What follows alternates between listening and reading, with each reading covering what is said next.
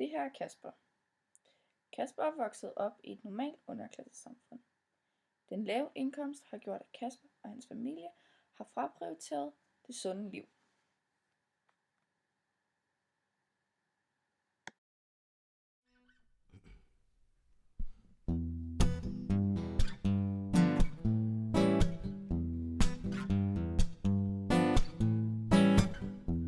When I walk on by, girls be looking like, oh, he's fly.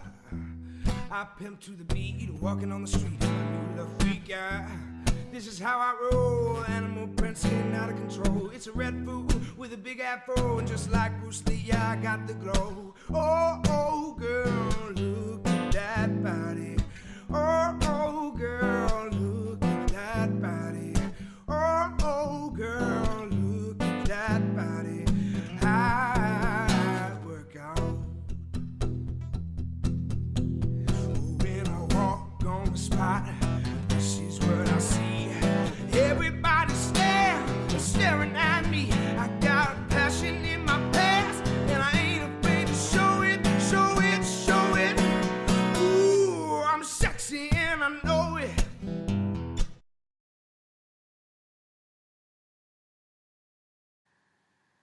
Kasper er 25 år og går på VUC i Middelfart.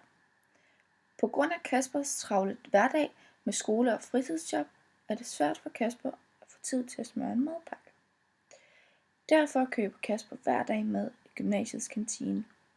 Men det er sjældent, at det bliver det sunde valg. Burn down the love, burn down the love. You've been burning, burning, burning in the fire. Burn down the love, burn down the love. You've been burning, burning, burning in the fire. The fire, baby.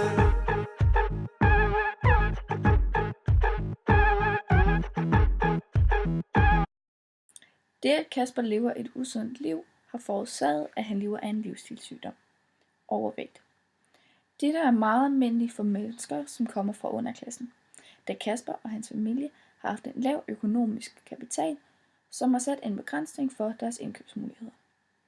Udover det er Kasper vokset op i en social kapital, hvor det har været normalt at vælge cheeseburgeren frem for salaten.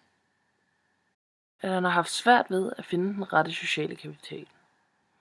For Kasper har dette gjort, at han er blevet mobbet meget i skolen og har en lav selvtillid.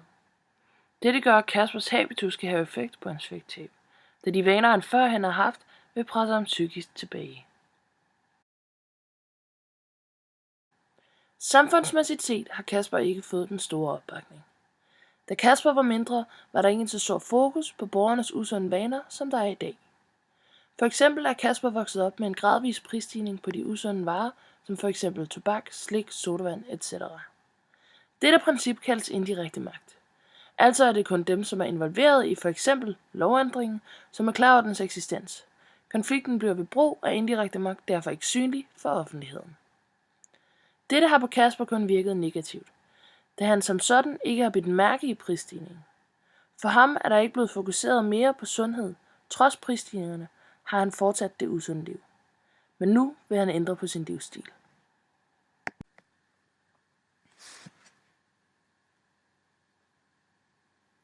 For 6 måneder siden startede vi projektet om Kaspers vægttab. Kasper har kæmpet hårdt for at nå til, hvor han er i dag, og der er sket store fremskridt.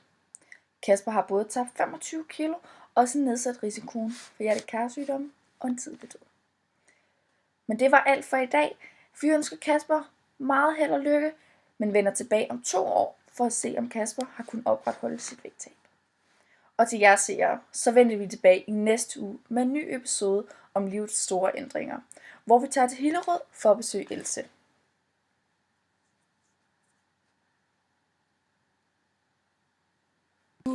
Jeg ligger over på. Vi skal snart have givet ham et navn.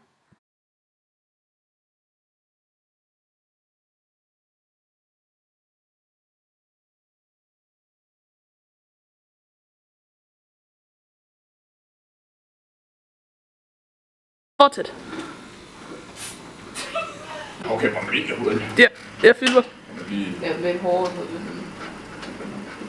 Hvad fanden trykker du? Ja, jeg ved ikke, hvordan man gør det her. Jeg filmer også, så det er lige meget. Nå, men så trykker jeg bare. Kæft, det går ud.